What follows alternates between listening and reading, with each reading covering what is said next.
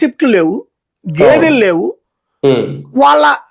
వాళ్ళు కొనుక్కున్నటువంటి చూస్తే పామాయిల్ కొనుక్కున్నారు, లేకపోతే కెమికల్స్ కొనుక్కున్నారు, కాబట్టి వాటితో నెయ్యి తయారు చేసి ఉండొచ్చు అని భావిస్తున్నాం అని చెప్పింది.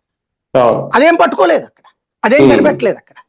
బేసిక్ గా దాంట్లో వాళ్ళ దర్యాప్తు ఎంతవరకు తేలిందంటే ఏంటి అసలు సుప్రీంకోర్టు వేసిన దర్యాప్తు జంతుకో కలిసిందా లేదా అని, లేదని తేల్చేసింది.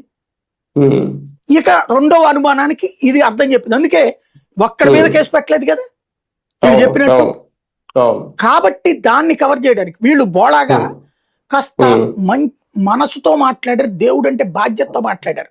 వైవి సుబ్బారెడ్డి గాని కరుణాకర్ రెడ్డి గాని మామూలు కల్తీ జరుగుంటే జరుగుండొచ్చు, అట్లా జరిగితే కనుక యాక్షన్ అదంతా డిపార్ట్మెంట్ ఆటోమేటిక్ గా తీసుకునే పని. నా నోటీస్కి వస్తే నేనే చర్య తీసుకోమని చెప్పేసి ఇదే టెస్ట్ చేయమని చెప్పాను, ఆ కాగితాలు నాకు ఇవ్వలేదు వాళ్ళు అని చెప్పారు.